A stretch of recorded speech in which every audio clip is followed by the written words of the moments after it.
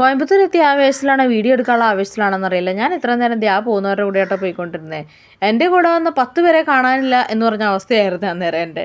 പിന്നെ ബോധമില്ലാത്ത എന്നെയും കൊണ്ടാണ് വന്നതെന്ന് എൻ്റെ കുട്ടിയെന്നെ അറിയാവുന്നതുകൊണ്ട് റോഡിലേക്ക് പോയി എന്നെ പിടിച്ച് വലിച്ച് സൈഡിലേക്കാക്കി നടത്തുന്നുണ്ട് കേട്ടോ ഇടയ്ക്കിടയ്ക്ക്.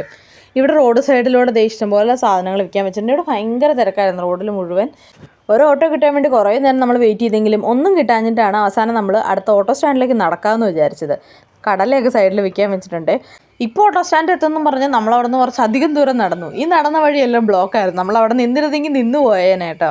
കോതമംഗലം പള്ളിയിലെ കന്നിരാന്തി പെരുന്നാളിൻ്റെ ഒരു മിനി വേർഷനായിട്ട് എനിക്ക് തോന്നി കേട്ടോ. അവിടെ വെയിൽ കൊണ്ട് എൻ്റെ ചെക്കൻ നന്നായിട്ട് ക്ഷീണിച്ചിട്ടുണ്ട്. തലയിൽ ടർക്കിയിട്ട് കൊടുത്തെങ്കിലും ചൂടെടുക്കുന്നതുകൊണ്ട് അത് ഇടാനും സമ്മതിക്കുന്നുണ്ടായിരുന്നില്ല കേട്ടോ.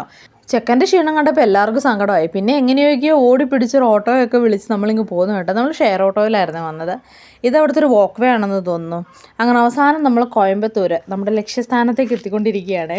കസിൻസിനെ കാണാനുള്ള വല്ലാത്തൊരു ത്വര ഉള്ളിലേക്കും ഉണ്ട് കേട്ടോ.